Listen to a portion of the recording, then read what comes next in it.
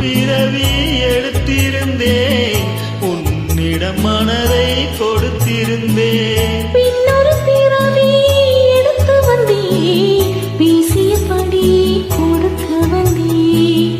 பின்னொரு பிறவி எடுத்து வந்தேன், பேசியபடி கொடுக்க வந்தேன். ஞாயிறு என்பது கண்ணாக, திங்கள் என்பது பெண்ணாக, நாளைய பொழுதும் உன்னோடு விரலாய் நடப்பேன் உன்னோடு.